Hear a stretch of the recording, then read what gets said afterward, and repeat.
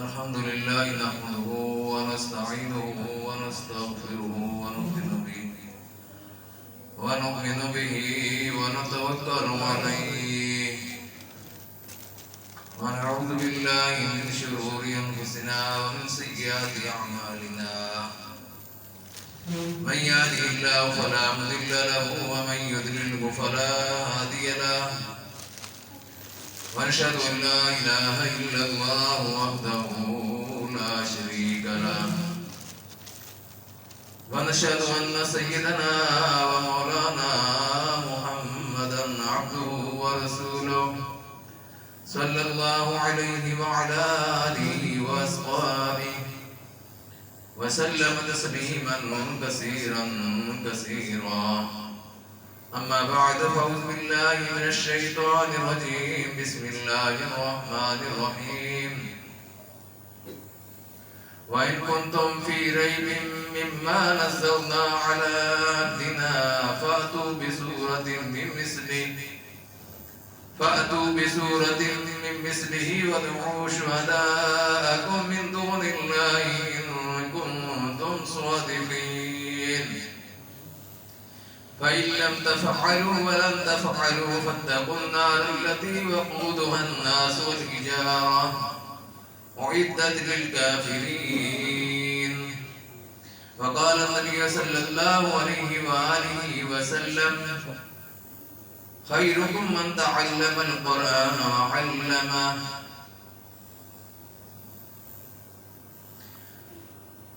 حضرات گرامی السلام علیکم ورحمۃ اللہ وبرکاتہ. میں نے آپ کے سامنے قرآن مجید کی دو آیات، سورہ بقرہ کی دو آیات اور حضور صلی اللہ علیہ وسلم کا ایک ارشاد پیش کیا ہے. اللہ سے دعا اللہ مجھے قرآن و سنت کے مطابق بیان کرنے کی اور مجھے اور آپ کو سن کر عمل کی توفیق نصیب فرمائے.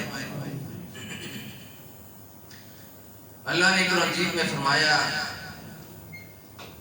کہ اگر تم کو شک ہے اس چیز کے بارے میں جو ہم نے اپنے بندے پر نازل کی ہے، پھر کوئی ایک صورت دے آؤ اس کی مثل اور اپنی گواہوں کو بلا لو اللہ کو چھوڑ دو اگر تم سچی ہو. ایسا تم نہیں کر سکو گے اور ہرگز نہیں کر سکو گے. بس ڈرو جہنم کی اس آگ سے جو کافروں کے لیے تیار کی گئی. قرآن مجید کے شروع میں ہی اللہ نے یہ بات فرما دی، ذالک الکتاب لا ریب فیہ. اس کتاب میں کسی شک کی کوئی گنجائش نہیں ہے، سوچنا بھی نہیں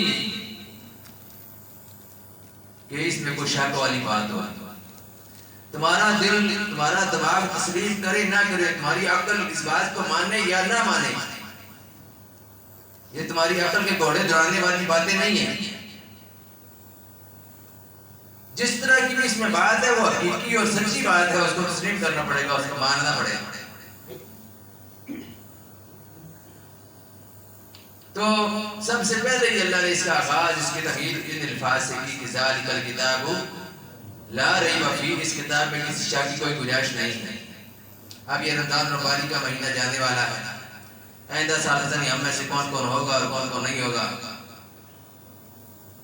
تو جماعت الوداع ہے. قرآن مجید اس کے شرک تاک راتوں میں نازل ہوا تھا، اسی لیے رسول اللہ صلی اللہ علیہ وسلم ليلۃ القدر کو تاک راتوں میں تلاش کرنے کے متعلق فرمایا.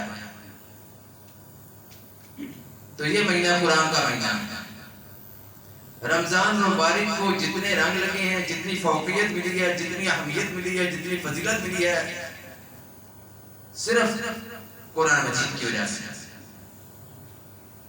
اور قرآن مجید اللہ کی اتنی بڑی دولت ہے، اتنی بڑی دولت ہے ہمارے پاس کہ دنیا کی دولت اس کے مقابلے میں کوئی ایسی نہیں رکھتی. لوگوں کی خواہش ہوتی ہے میرے پاس مال ہو، میرے پاس جائیداد ہو، میرے پاس کوٹھی ہو، میرے پاس کار ہو، میرے پاس دولت ہو، دولت کے انبار ہوں، زمینیں ہوں، جائیدادیں ہوں. بڑی خواہش ہوتی ہے. ہم نے اپنے دلوں کو کبھی ٹٹولا کہ میرے دل کے اندر کبھی یہ بھی خواہش ہوئی کہ میرے سینے کے اندر اللہ کا قرآن مجید ہو یا قرآن مجید کا کچھ حصہ ہو. حضور صلی اللہ علیہ وسلم نے فرمایا کہ جس سینے کے اندر قرآن مجید کا کچھ بھی حصہ نہیں ہے وہ ویرانے گھر کی طرح، غیر آباد گھر کی طرح وہ سینہ ہے جس سینے کے اندر قرآن کا کوئی حصہ بھی نہیں. کچھ نہ کچھ تو ہونا چاہیے، کچھ نہ کچھ تو یاد ہونا چاہیے۔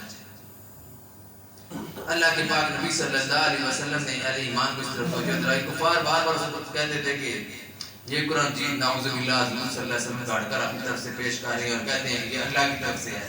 تو اللہ نے یہ بات فرمائی کہ اگر تم کو اس بات کے بارے میں شک ہے کہ جو ہم نے اپنے بندے پر نازل کیا ہے، تو پھر کوئی ایک سورت تم ہی لے جاؤ۔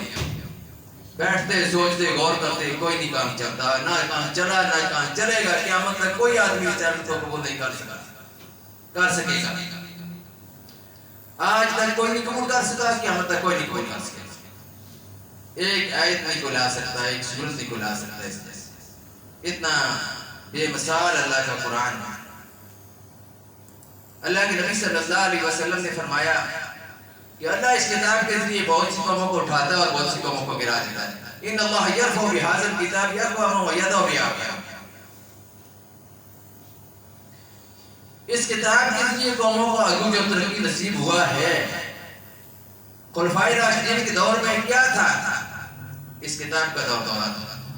اس کتاب کے مطابق اہل ایمان اپنی زندگیاں بھی گزارتے تھے، ذاتی طور پر بھی اور سرکاری طور پر بھی، کوٹوں کے اندر بھی۔ فیصلے کس کے مطابق ہوتے تھے؟ قرآن کے مطابق۔ اللہ نے فرما دیا وَمَن لَّمْ يَحْكُم بِمَا أَنزَلَ اللَّهُ فَأُولَٰئِكَ هُمُ الْكَافِرُونَ۔ جو اللہ کے نازل کیے ہوئے مطابق فیصلے نہ کریں وہ لوگ کافر ہیں۔ تو وہ تو فیصلے اللہ کے نازل کیے ہوئے مطابق کرتے تھے، زندگیاں بھی اللہ کے قرآن کے مطابق گزارنے کی کوشش کرتے تھے۔ قرآن سے پوچھتے تھے حلال کیا ہے، حرام کیا ہے۔ قرآن سے پوچھتے تھے جائز کیا ہے، ناجائز کیا ہے، حق کیا ہے، باطل کیا ہے، سچ کیا ہے، جھوٹ کیا ہے۔ سب قرآن جی سے پوچھ کر اپنی زندگیاں جو اس کے مطابق گزارنے کی کوشش کرتے تھے۔ ہم نے بھی کبھی پوچھنے کی کوشش کی قرآن سے کہ ہماری زندگیاں کس طرح کی ہونی چاہیے۔ یہ قرآن کا مہینہ ہے، نزول قرآن کا مہینہ ہے، اس کے چند دن باقی رہ گئے ہیں۔ ہم نے کبھی غور کیا کہ ہم کتنے رمضان گزار چکے ہیں، کتنے دفعہ قرآن مجید پڑھ چکے ہیں، ہماری زندگیوں کے اندر کوئی تغیر کو تبدل آیا ہے کہ نہیں آیا ہے؟ اگر نہیں آیا تو ہمیں غور و فکر کرنا چاہیے۔ آج ہم خود دیکھتے ہیں مسلمان ہیں، روزے رکھتے ہیں، نمازیں پڑھتے ہیں، قرآن پڑھتے ہیں، ہیرا پھیری سے باز نہیں آتے۔ چکر بازی جو ان کے دماغ میں کیڑا ہے وہ ختم نہیں ہونے دیتا۔ ملاوٹ کرنی ہے، نماز بھی پڑھ لی، ملاوٹ بھی کر لی، قرآن بھی پڑھ لیا، ملاوٹ بھی کر لی، حج بھی کر لیا، ملاوٹ بھی کر لی، عمرہ بھی کر لیا، ملاوٹ بھی کر لی۔ اب اللہ تو جانتا ہے جب ہماری زندگی کے اندر اس طرح کے پروگرامات ہوں گے، اس طرح کے خیالات ہوں گے، تو پھر اللہ تعالیٰ ہم کو کامیابی سے امتناع نہیں کرے گا۔ اللہ کا یہ فیصلہ ہے کہ اس کتاب کے ساتھ جو جڑ جائے گا اس کو آسمان تک بھی اٹھا کر لے کر جانا پڑا لے جائے گا۔ عروج دینا پڑا جتنا اس کو عروج دے گا، جتنی اس کو ترقی دینی پڑی ترقی دے گا۔ کیونکہ قرآن مجید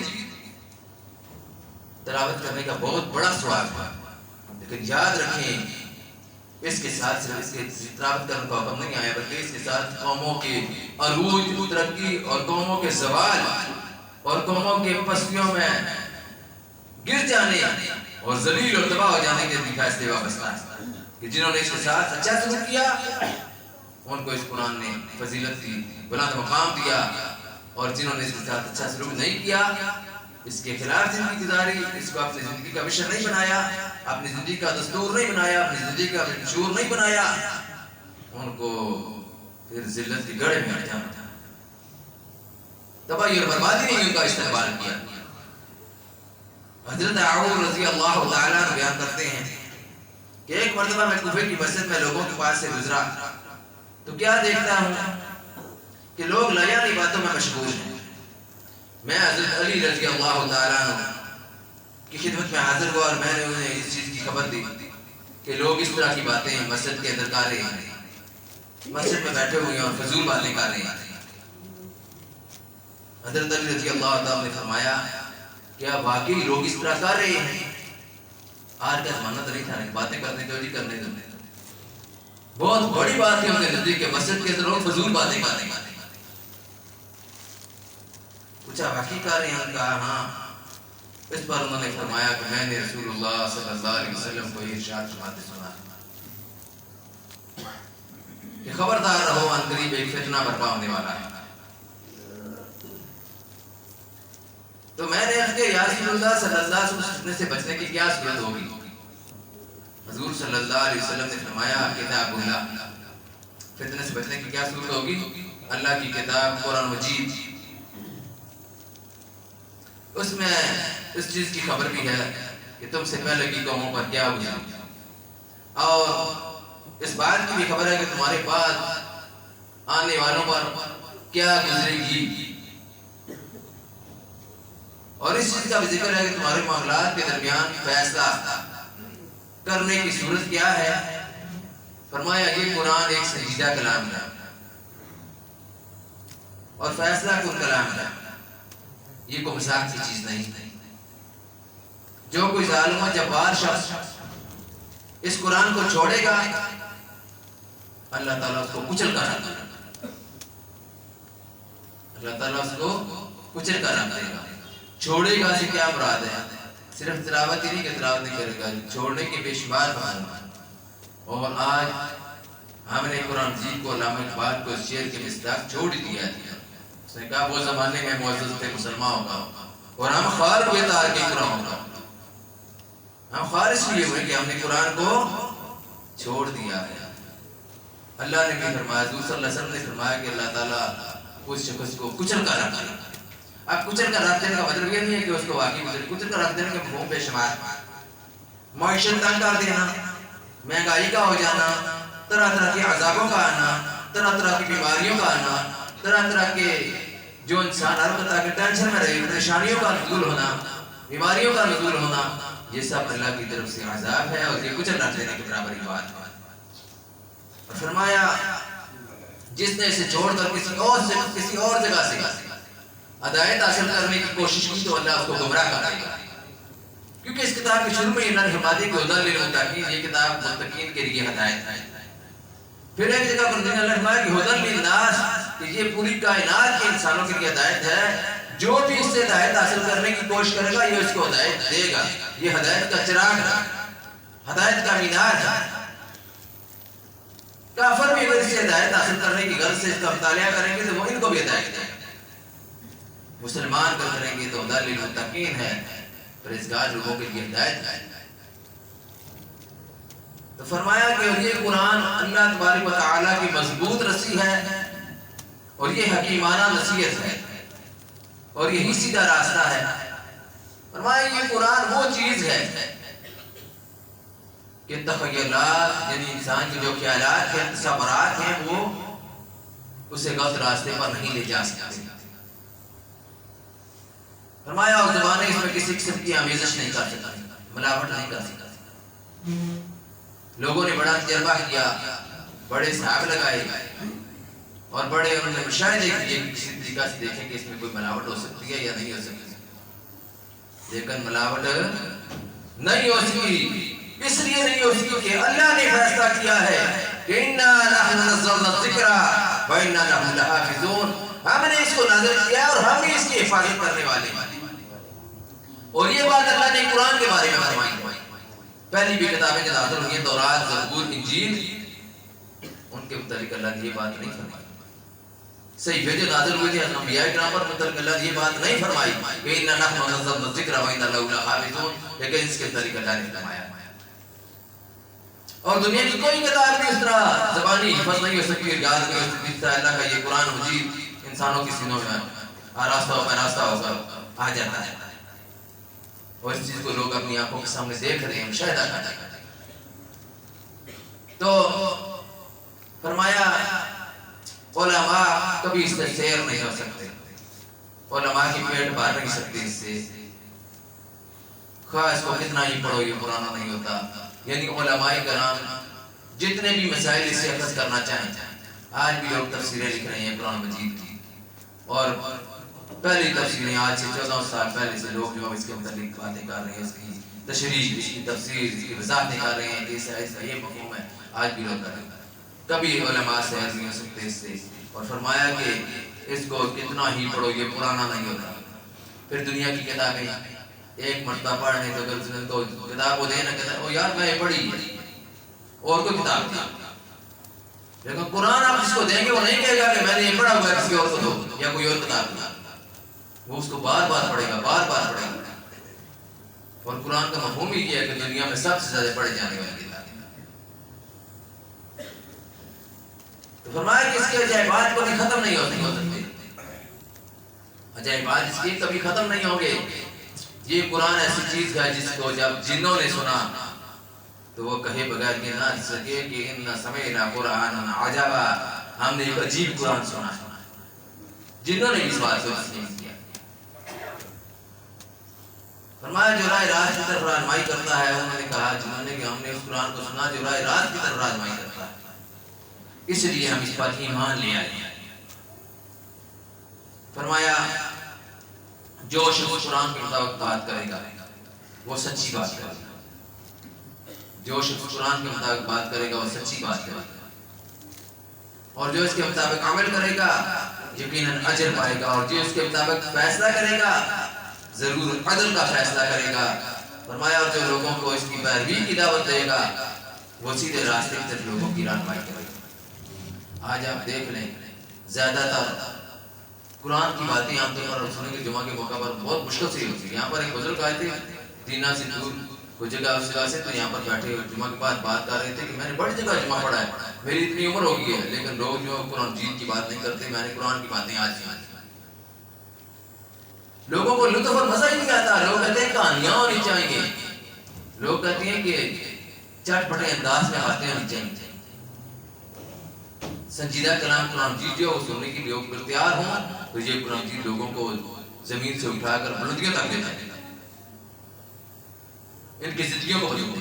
علامہ اقبال رحمۃ اللہ علیہ نے اس لیے فرمایا تھا کر تم اخوائی مسلمان زیستن نیز تم ان کو جزو قرآن زیستن، اگر تم مسلمان بن کر رہنا چاہتا ہے تو قرآن کے بغیر مسلمان بن کر رہنا مشکل ہے، نہیں قرآن کے بغیر مسلمان بن کر رہ سکتا نیز تم جزو قرآن زیستن۔ اور اتر کا ہرا سے سوئے قوم آیا، اور ایک نسخائی کی نیاز آیا، وہ بجلی کا کڑکا تھا یا سوتے ہادی، عرب کی زمین جس میں ساری ہرا دی، رہا ڈر نہ بیڑے کو موجے بنا کا، ادھر سے ادھر پھر گیا رہا۔ اس قرآن نے زندگیاں نہیں بدلی لوگوں کو۔ اصل بات یہ ہے کہ قرآن وحی ہے، ہم اپنی زندگیوں کو بدلنے کے لیے تیار نہیں ہیں۔ صحابہ کرام کون تھے؟ انسان ہی تھے۔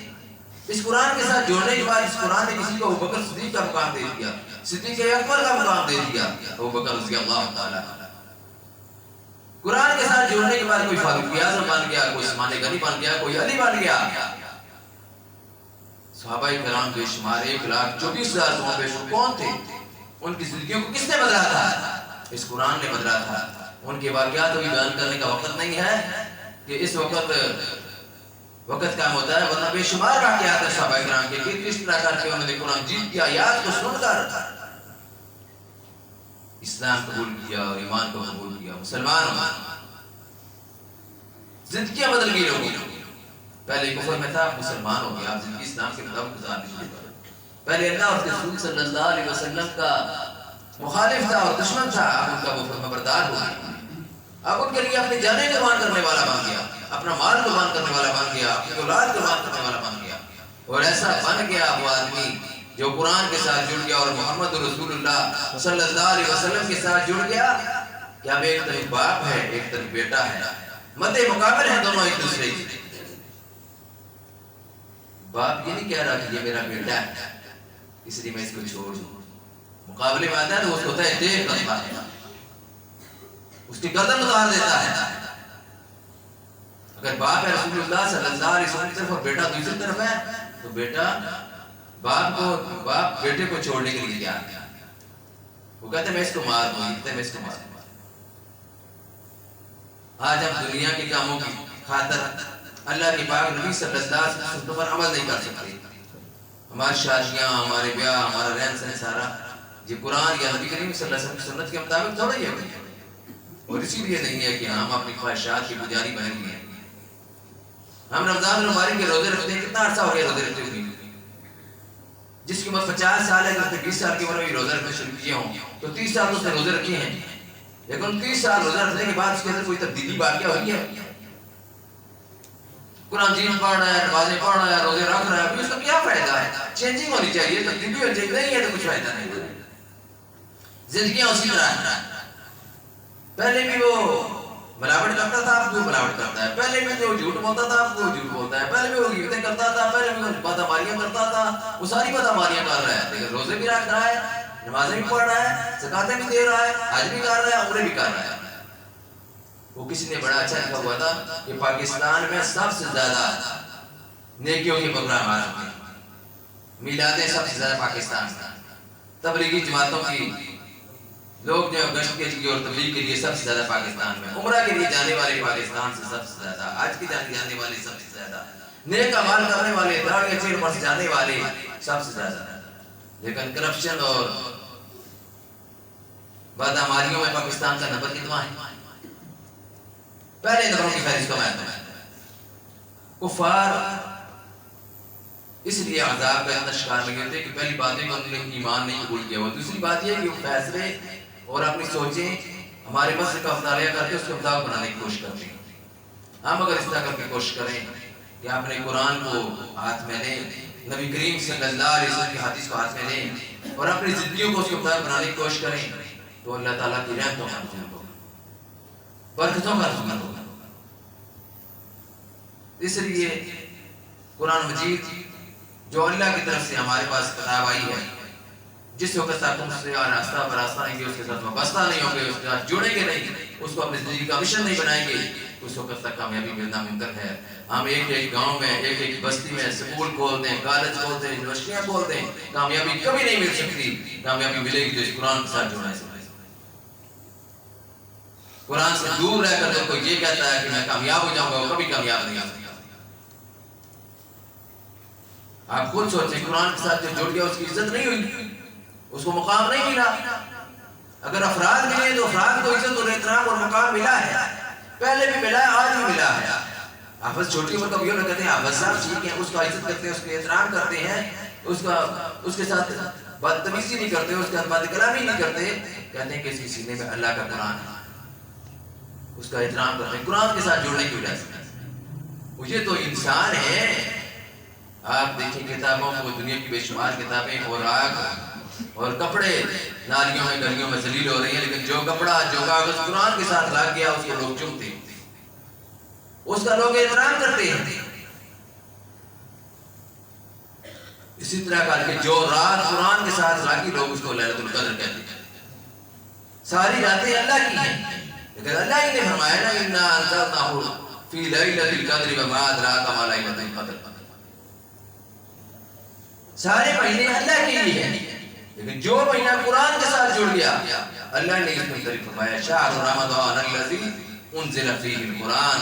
اللہ نے تعارف بھی کرا دیا کہ اس لیے رمضان کو فوقیت حاصل ہے کہ اس میں قرآن نازل ہوا۔ تو قرآن کے ساتھ اپنے آپ کے ساتھ جب تک ہم اپنے آپ کو وابستہ نہیں کریں گے، قرآن کے ساتھ نہیں جوڑیں گے، اس وقت تک ہمیں کوئی کامیابی نہیں مل سکتی، ہم عروج کا راستہ نہیں اختیار کر سکتے، تنزل کا راستہ اختیار کرتے رہیں گے۔ اس لیے عروج کا راستہ، کامیابی کا راستہ، دنیا کی مصیبتوں پریشانیوں سے نجات کا راستہ اللہ کے قرآن کا راستہ ہے۔ اللہ میں عمل کی توفیق نصیب فرمائے۔ وآخر دعوانا الحمدللہ رب العالمین۔